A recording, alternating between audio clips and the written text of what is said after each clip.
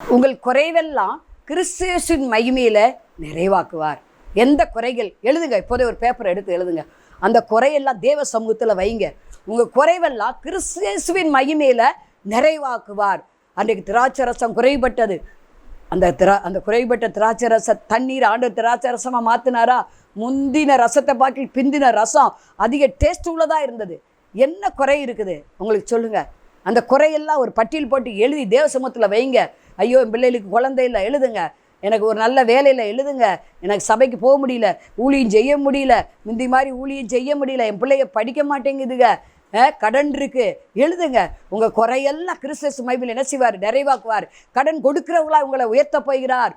உங்கள் பிள்ளைகளுக்கு வெளிநாட்டில் வேலை எடுக்கும்படி கர்த்தர் அனுக்கிரகம் செய்ய போகிறார். அந்த குறையை நிறைவாக்குகிறார். அதே போல குடும்பம் பிரிஞ்சு இருக்கா, பிரிஞ்ச குடும்பத்தை இணைச்சு அந்த குறையை நிறைவாக்குகிறார். அல்லேலூயா. சாப வியாதினால கஷ்டப்படுறீங்களா?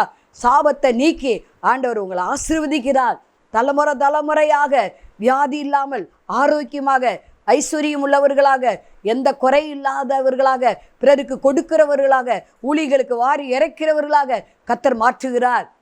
ஐயோ, ஒரு வீடு வாங்க பணம் இல்லையே அப்படின்னு நினைக்கிறீங்க. ஆனால் தேவாலயம் கட்டுவதற்கு நீங்கள் கொடுத்துருக்கீங்க. அதை ஆண்டவர் பார்க்குறார்.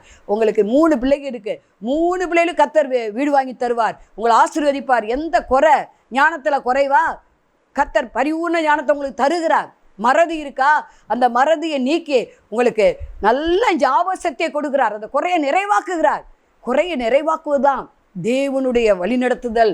அவர் குறையில நிறைவாக்குவதில் அப்படி அவரை போல ஒரு தேவன் இல்லவே இல்லை. எந்த குறையும் அவரால் தீர்க்க முடியும்.